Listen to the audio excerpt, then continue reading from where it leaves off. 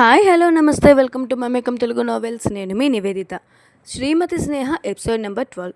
Abroad వెళ్ళాలి అనే తన చిన్ననాటి కోరికను ఫుల్ఫిల్ చేసుకున్న మాధవ్ మరి స్నేహను విడిచిపెట్టి వెళ్ళబోతున్నాడా, లేక వచ్చిన అవకాశాన్ని దుర్వినియోగం చేసుకుని వద్దు అనుకుని స్నేహ దగ్గరే ఉండబోతున్నాడా, అసలు ఏం చేయబోతున్నాడు అనే ఆసక్తికరమైన విషయాలతో మొదలు పెట్టుకుందాం. రచన సౌజన్య, టీవీఎస్ వాయిస్ నివేదిత ఆదిత్య. ఈ పార్ట్ వినటానికి ముందు పార్ట్స్ అన్నీ చదివి అప్పుడు ఇది వింటే మీకు క్లియర్గా అర్థమవుతుంది. ఇక ఆలస్యం చేయకుండా ఎపిసోడ్లోకి వెళ్ళిపోదామా? అంత సంతోషం ఒక్కసారిగా నీరు కారిపోయినట్లు అయింది మాధవ్కి. ఎస్, మనందరి గెస్ కరెక్టే. మాధవ్కి అబ్రాడ్ వెళ్ళే అవకాశం వచ్చిందోచ్. ఎప్పటి నుంచో వెయిట్ చేస్తున్న అవకాశం వస్తే ఎగిరి గంతేయాలి, కానీ ఆ సంతోషాన్ని అనుభవించే భాగ్యం లేక ఉసూరుమంటూ అలా మొహం మార్చుకుని కూర్చున్నాడు మాధవ్. పాపం కదా, కొత్తగా పెళ్ళైంది, అందమైన భార్య, చక్కని సంసారం, ఇప్పుడిప్పుడే లైఫ్ని స్టార్ట్ చేశారు. అప్పుడే ఎడబాటు అంటే ఎంత కష్టంగా ఉంటుంది చెప్పండి. అందుకే మన మాధవ్లో ఈ బాధంతా. ఇవన్నీ ఆలోచించుకునే అవకాశాన్ని వద్దు అని చెప్పడానికి డిసైడ్ అయ్యాడు మాధవ్. ఏమైంది మాధవ్?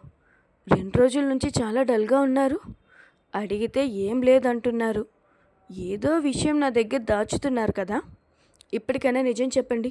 మీలో మీరే ఆలోచించుకుంటూ రోజంతా గడుపుతున్నారు. నాతో కనీసం మాటైనా మాట్లాడట్లేదు అంటూ మూతి ముడుచుకుంటుంది స్నేహ.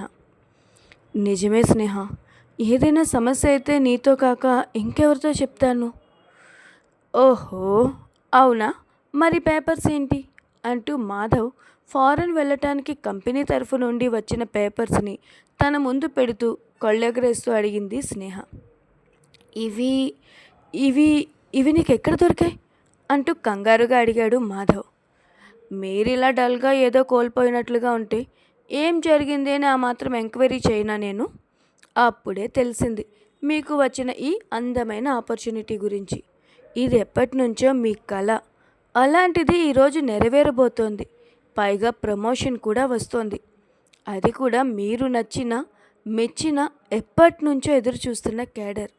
ఇంత మంచి విషయాన్ని కనీసం నాతో షేర్ కూడా చేసుకోలేదు. చా, ఎంత హర్ట్ అయ్యానో తెలుసా అంటూ అలకగా అడిగిన స్నేహ వైపు చూసి. అసలు దాని మీద ఇంట్రెస్ట్ ఉంటే కదా నేను హ్యాపీ ఫీల్ అయ్యి ఆ న్యూస్ని నీతో షేర్ చేసుకోవడానికి అంటూ ముఖం ముడుచుకున్నాడు మాధవ్. అయ్యో అవునా, ఇంత మంచి ఆపర్చునిటీ వస్తే సార్ గారికి హ్యాపీ లేదా? ఎందుకోసమో అంటూ సాగదీస్తూ అడిగింది. ఏ నీకు తెలియదా? ఇప్పుడిప్పుడే మన కొత్త లైఫ్ స్టార్ట్ అవుతోంది స్నేహ. ఇటువంటి టైంలో నేను విడిచిపెట్టి అంత దూరం నేను వెళ్ళిపోతే నాకైతే ఏం బాగోదు. నిన్ను బాగా మిస్ అవుతాను కదా. నువ్వు లేకుండా అంత దూరం వెళ్ళి నేను అస్సలు ఉండలేను అంటూ స్నేహని దగ్గరగా తీసుకుని గోముగా చెప్పాడు. అబ్బో అన్న స్నేహతో, అంతేలే, నీకు అలానే ఉంటుంది. అప్పుడే నా మీద నీకు ప్రేమ మొత్తం తగ్గిపోయింది. ఎప్పుడు నీ కొంగు పట్టుకుని నీ వెనకే పిచ్చాడులా తిరుగుతున్నానుగా, అందుకే అలసైపోయాను. ఇలా నన్ను ఏడిపిస్తున్నావు అంటూ అలకగా అన్నాడు మాధవ్. మాధవ్ మాటలకు చిన్నగా నవ్వుకుంటూ, అబ్బో అయ్యగారిలో ఈ కోపం అనే యాంగిల్ కూడా ఉందన్నమాట అని చిరునవ్వు నవ్వింది ఆమె. ఇంకా చాలానే ఉన్నాయి. ఏ ఇన్ని రోజులైనా నీకు ఇంకా తెలియలేదా అంటూ గట్టిగా తనని చుట్టుకుని కొంటిగా మాట్లాడుతూ అలాగే కాస్త కోపాన్ని మాటల్లో చూపించడానికి ప్రయత్నించాడు మాధవ్. సిగ్గుతో చిన్నగా నవ్వుతూ, ముందు మ్యాటర్లోకి రండి మాధవ్. ఇప్పుడు మీరు వెళ్ళకపోవడానికి కారణం ఏంటి? ఎందుకు ఇంత మంచి ఆపర్చునిటీని చేజేతిలో వదిలేసుకోవాలనుకుంటున్నారు? అబ్బా స్నేహ, చెప్పాను కదా, నిన్ను విడిచిపెట్టి వెళ్ళటం నాకు కొంచెం కూడా ఇష్టం లేదు. అంతకు మించి ఈ ఆపర్చునిటీ వదులుకోవడానికి ప్రత్యేకమైన కారణాలు అయితే ఏం లేవు. నిజంగా అదొక్కటే మీ సమస్యనా? అయితే మీ ప్రాబ్లం సాల్వ్ అయిపోయినట్లే అన్న స్నేహ వైపు కళ్ళు మిటికరించి చూశాడు మాధవ్ ఆశ్చర్యంగా. ప్రాబ్లం సాల్వ్ అయిపోయిందా? బట్ ఎలా? ఎలా అంటే నేను జాబ్కి రిజైన్ చేస్తాను, మీతో పాటు నేను కూడా వచ్చేస్తాను, అంతే. అప్పుడు మన ఇద్దరి సమస్య సాల్వ్ అయిపోయినట్లే కదా. బట్ నీది కూడా మంచి కేడర్, మంచి జాబ్, మంచి స్టేటస్ ఉంది కదా స్నేహ. అలాంటి జాబ్ని విడిచిపెట్టి నాతో రమ్మనమండం నా స్వార్థమే అవుతుంది కదా. కాస్త ఆలోచిస్తూ అన్నాడు మాధవ్. భార్యాభర్తల మధ్యలో స్వార్థం ఎక్కడ ఉంటుందండి? మన మధ్యన కేవలం ప్రేమ మాత్రమే ఉండాలి. అదే ఉంటుంది, ఉంది కూడా. ఒకరిని విడిచిపెట్టి ఒకరు ఉండలేం. అలాంటప్పుడు ఇద్దరం ఒక దగ్గర ఉండడం మంచిదే కదా. ఎడబాటు అన్నది మన మధ్యన అస్సలు ఉండకూడదు. ఇక జాబ్ అంటారా, ఇక్కడైతే రిజైన్ చేస్తాను, బట్ అక్కడికి వచ్చి ఏదైనా ట్రై చేసుకోవచ్చు కదా. ఎటు ఎక్స్పీరియన్స్ ఉంది కాబట్టి జాబ్ అయితే కంపల్సరీగా వస్తుంది అనే నమ్మకం నాకుంది అంటూ చాలా కాన్ఫిడెన్స్గా మాట్లాడింది స్నేహ. నిజమా? నిజంగానే నాతో పాటు నువ్వు కూడా వచ్చేస్తావా అంటూ చాలా సంతోషంగా ఇంకా గట్టిగా హత్తుకుంటూ అడిగాడు మాధవ్. హా, వచ్చేస్తా. మీరు లేకుండా నేను కూడా ఉండలేను. ఇక వెళ్ళి మీ ఆఫీస్లో ఓకే చెప్పి ఫర్దర్గా ప్రొసీడ్ అవ్వండి. నేను కూడా రిజిగ్నేషన్ లెటర్ ఇచ్చేసి వస్తాను అన్న స్నేహ మాట వింటూనే యాహూ అంటూ చిన్నపిల్లాడిలా తెగ సంబరపడిపోతూ స్నేహ ఫేస్ని దగ్గరగా తీసుకుంటూ ముద్దులతో తన సంతోషాన్ని వ్యక్తపరిచాడు. స్నేహ కూడా తనకి కోఆపరేట్ చేస్తూ తన ఇష్టాన్ని తెలియజేసింది. అసలే కొత్తగా పెళ్ళయింది, తర్వాత ఏం చేసుకుంటారో వాళ్ళ ఇష్టం. మీరు రండి, మిగతా మ్యాటర్లోకి వెళ్దాం. అసలే నాకు సిగ్గమ్మా. అయినా భార్యాభర్తల మధ్యలో ప్రైవసీ ఉండాలి కదా.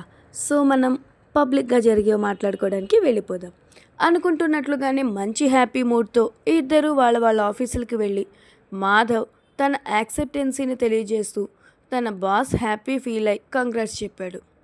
అలాగే స్టాఫ్ అందరూ కూడా కంగ్రాట్స్ చెప్పి ఒక గ్రాండ్ పార్టీ సెలబ్రేట్ చేసుకుందామని అడిగారు. మాధవ్ కూడా హ్యాపీ మూడ్లో ఉండటం వలన అందరికీ పార్టీ అరేంజ్ చేశాడు. ఆ రోజు నైట్కి అనుకున్నట్లుగానే స్నేహ మాధవ్ కలిసి స్టాఫ్ అందరికీ గ్రాండ్గా పార్టీ ఇచ్చారు. ఇక అమెరికా వెళ్ళటానికి సన్నాహాలు స్టార్ట్ చేశారు. కంపెనీ తరఫు నుంచి అలాగే మాధవ్ నుండి కూడా అమెరికా వెళ్లేందుకు అన్ని ఏర్పాట్లు శరవేగంగా జరిగిపోతున్నాయి. ఇదంతా ఇంత హ్యాపీగా ఉంటే ఇప్పుడు స్నేహ వంతు వచ్చింది. తన బాస్కి రిజిగ్నేషన్ లెటర్ తీసుకువెళ్ళి సబ్మిట్ చేస్తూ విషయం అంతా వివరంగా చెప్పింది. What are you talking Sneha? Middle of the project అలా ఎలా మీరు విడిచిపెట్టేసి వెళ్ళిపోతాను అని అడుగుతున్నారు? ఇది మీ రెస్పాన్సిబిలిటీ కదా. మిమ్మల్ని పూర్తిగా నమ్మి ఈ ప్రాజెక్ట్ మనం హ్యాండ్ ఓవర్ చేసుకున్నాం. ఈ ప్రాజెక్ట్ హ్యాండిల్ చేసే అంత క్యాపబిలిటీ మన బ్రాంచ్లో మీకు తప్ప ఇంకెవరికీ లేదు. సో కంపల్సరీ మీరే ఈ ప్రాజెక్ట్ని ఫినిష్ చేయాలి, చేసి తీరాలి అంటూ పట్టుదలగా చెప్పారు బాస్. సార్, నా ప్రాబ్లం కూడా అర్థం చేసుకోవాలి కదా. అలా అంటే నేనేం చేయలేను. మన స్టాఫ్లో చాలా ఎక్స్పీరియన్స్డ్ పర్సన్స్ ఉన్నారు. అలాగే ఎంతోమంది ఎఫిషియెంట్ డెడికేటెడ్ పర్సన్స్ కూడా, హార్డ్ వర్క్ చేసేవాళ్ళు కూడా ఉన్నారు. మీరు వాళ్ళకెందుకు ఈ ప్రాజెక్ట్ని ఇవ్వకూడదు అంది రిక్వెస్టింగ్గా. It is not fair Sneha. Please sir, try to understand my problem. నా కోసం నా హస్బెండ్ తన బ్రైట్ కెరీర్ని విడిచిపెట్టాలి అనుకుంటున్నారు. తన అంబిషన్ని కూడా విడిచిపెట్టేస్తున్నారు అంటూ చాలా డల్గా చెప్పింది Sneha. I can understand your problem Sneha, but ఇక్కడ ఉన్న పరిస్థితులను కూడా అర్థం చేసుకోవాలి కదా. మిమ్మల్ని పూర్తిగా ఉండిపోమని అడగటం లేదు. జస్ట్ ఈ ప్రాజెక్ట్ కంప్లీట్ అయినంత వరకు ఉండండి. మహా అయితే ఒక 4 or 5 months. నాకు తెలిసి మీ సిన్సియారిటీకి, మీ క్యాపబిలిటీకి ఇంకా తక్కువ రోజుల్లోనే కంప్లీట్ అయిపోతుంది. I know that. అప్పుడు మీరు హ్యాపీగా రిజైన్ చేసి వెళ్ళిపోవచ్చు. మీకు రిస్ట్రిక్ట్ చేయడానికి కూడా ఎవ్వరూ ఉండరు. ఏమంటారు అంటూ కాస్త నచ్చజెప్పేలా ప్రయత్నించారు బాస్. ఆలోచనలో ఉన్న స్నేహ నుండి ఎటువంటి ఆన్సర్ రాకపోవడంతో ఇప్పుడైనా ఎస్పరస్ కంపెనీ రూల్ ప్రకారం మిమ్మల్ని ఆపే రైట్ లేదు. ఎందుకు అంటే మీరు ముందే కండిషన్ ప్రకారం జాయిన్ అయ్యారు. కానీ ఇట్స్ కంప్లీట్లీ కంపెనీ రెప్యుటేషన్. ఈ ప్రాజెక్ట్ మనకి ఎంత ఇంపార్టెంట్ అనేది మీకు చాలా బాగా తెలుసు స్నేహ. ఇంకా నేను చెప్పే అవసరం కూడా లేదు.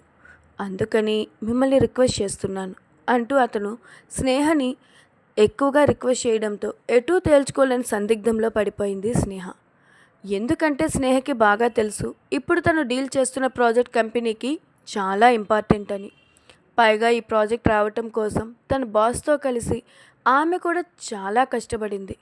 నిజమే, బాస్ చెప్పినట్లు ఈ ప్రాజెక్ట్ హ్యాండిల్ చేయడం కంపెనీలో ఉన్న వాళ్ళ వల్ల అయితే కాదు. కానీ కంప్లీట్ అయితే త్వరగా అవ్వలేకపోవచ్చు.